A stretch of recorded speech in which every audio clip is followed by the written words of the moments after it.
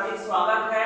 तो चलिए आज हम कक्षा 8वीं का अध्याय 8 बीजीय व्यंजकों के गुणनखंड एवं गुणनखंड में आपको जो है गुणनखंड निकालना आपको सिखाए। इसके पहले मित्रों आपको हमने अपवर्तक या गुणनखंड निकालना बताया था जो कि अचर संख्याओं का था। यहाँ पर चर दोनों संख्याओं के रहेंगे तो आपको हम बहुत सरल तरीके से बताएंगे। तो मित्रों अगर आप नए हो तो हमारे चैनल को सब्सक्राइब कर लेना, अपने मित्र बंधुओं को जरूर शेयर कर लेना और लाइक के बटन को क्लिक कर देना। देखते हैं, स्टार्ट करते हैं। 5t स्क्वायर के सभी व्यंजकों के गुणनखंड लिखे तो यहाँ पर लिखेंगे हल करेंगे और लिखेंगे 5t स्क्वायर के अपवर्तक या गुणनखंड, अपवर्तक या गुणनखंड,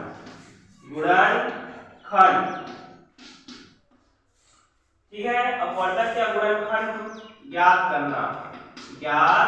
करना, उसके बाद लिखेंगे कॉमा, फिर 5t स्क्वायर के अपवर्तक गुणनखंड।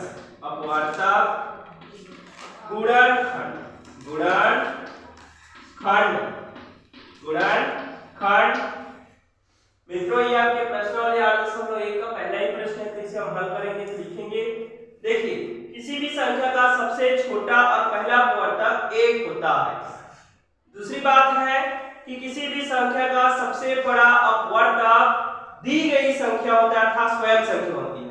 तीसरा बात तो यह है कि किसी भी संख्या में अपवर्तक या गुणनखंड की संख्या निश्चित होती है। और चौथी बात ये कि किसी भी संख्या का अपवर्तक दी गई संख्या से या तो छोटा होगा या तो बराबर होगा, या ठीक है बराबर होगा, छोटा या बराबर। तो देखते हैं मित्रों यहाँ पर है 5t के स्क्वायर के गुणनखंड। तो देखते हैं, हम गेस करते हैं कि 5 जो है किसके पहाड़े में आता है। तो 5 जो है सबसे पहले तो 1 में जाएगा, दूसरा 2 में नहीं आएगा, 3 में भी नहीं आएगा, 4 में भी नहीं आएगा, 5 में नहीं आएगा। तो इसलिए हम यहाँ पर लिख सकते हैं 5। अब देख सकते हैं यहाँ पर t है तो यहाँ पर हमें लिखा है t का घात 2 है ना, तो हमें सिंपल से t के घात 1 को लेना है। जैसे हम t के घात 1 को लेते हैं तो यहाँ पर एक छिपा है, या फिर अगर आप और लेना चाहते हैं तो इसी को लिख सकते हैं। ये इस t को आप 1 के साथ अटैच करोगे तो 1t हो जाएगा, फिर इसी t को आप 5 के साथ अटैच कर देना तो ये 5t हो जाएगा, ठीक है। फिर यहाँ पर अब t का घात 1 तो कंप्लीट हो चुका है, अब हम t का घात 2 लेंगे। जैसे ही हम t का घात 2 लेंगे तो फिर से वही प्रोसीजर अपनाना है, 1 के साथ इस t स्क्वायर को अटैच करना है, फिर इसी t स्क्वायर में इस 5 को अटैच कर देना है। तो मित्रों हमारा ये आंसर जो है एकदम रेडी हो गया, ठीक है। तो इस प्रकार से हमारा ये उत्तर कंप्लीट है। तो अब प्रश्न वाले 8.2 का प्रश्न 1 का प्रश्न 2 है। हमारे पास प्रश्न है 7xy के सभी गुणनखंडों को लिखिए। तो 7xy, तो मित्रों यहाँ पर हम लिख सकते हैं 7xy। हल करने के बाद लिखेंगे 7xy के अपवर्तक या गुणनखंड, अपवर्तक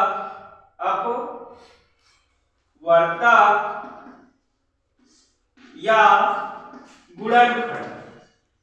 अपवर्तक या गुणनखंड लिखने के बाद लिखेंगे हम बराबर, या बराबर नहीं लिखना चाहते तो आप ऐसे एरो का साइन एक्सक्लूड कर सकते हैं। फिर देख सकते हैं मित्रों यहाँ पर 7 किसके पहाड़े में आता है, ये हमें गेस करना है, एकदम गेसिंग करना है ना, गेसिंग अनुमान लगाना है। तो 7 जो है पहली बात तो 1 के पहाड़े में आएगा, 2 में तो नहीं आ सकता, 3 में भी नहीं आएगा, 4 में भी नहीं, 5 में भी नहीं, सीधा ये 7 में आता है, ठीक है। तो इसीलिए हम यहाँ पर लिखेंगे 7। अब देख सकते हैं मित्रों यहाँ पर पहली जो चर संख्या है x है, तो इस x को आप यहाँ पर लिख, देखो इसको बनाने के पहले बता दूंगा, पहले हमें x के साथ 1 और 7 का अपवर्तक ज्ञात करने के बाद पहले आप x का लेना, उसके बाद y का लेना, फिर x y को आप अटैच करोगे तो निकल जाएगा। इसे हम बताएंगे, ठीक है, तब समझ में आएगा। देखिए जब हमने x लिया तो अब फिर से हम क्या कर सकते हैं, 1 के साथ फिर से हम x को अटैच करेंगे तो 1x हो जाएगा, फिर इस 7 के साथ फिर से हम x को अटैच करेंगे तो ये 7x हो जाएगा। तो मित्रों अब हमारे पास बच चुका है y, है ना। तो इस y को हम यहाँ पर ले लेंगे और y लेंगे तो फिर से हमें यही लेना है यार, 1 के साथ में y लेना है, फिर 7 के साथ में भी y लेना है। तो इस प्रकार से हम लिख सकते हैं 1y and 7y। फिर अब हमारे पास ये भी कंप्लीट नहीं हुआ है ना, अभी भी बचा है इसका प्रोसीजर। तो ये 7xy वाला था ना, तभी इसमें xy का बचा है। अब xy को एक साथ जब हम इंक्लूड करेंगे तो ये आ जाएगा xy। वैसे तो यहाँ पर एक छिपा है, लेकिन मैं आपको बहुत सरल तरीके से बताऊंगा जिससे आपको कभी भी कोई टेंशन ना रहे। तो इसीलिए ये हो जाएगा ये 1xy। अब 1 के साथ जैसे हमने xy को 1 के साथ अटैच किया तो 1xy हुआ, तो वैसे ही 7 के साथ फिर से हम xy को अटैच कर देंगे तो देन आंसर 7xy। और मित्रों हम देख सकते हैं कि यहाँ पर जो प्रश्न में है वही लास्ट में आ गया है। और इसका एक खास बात ये रहता है कि जो प्रश्न में दिया रहता है वो हमेशा लास्ट में आता है। और इसके पहले हमने आपको ये भी बताया था कि किसी भी संख्या का सबसे छोटा अपवर्तक 1 होता है और किसी भी संख्या का सबसे बड़ा अपवर्तक स्वयं दी गई संख्या होता है।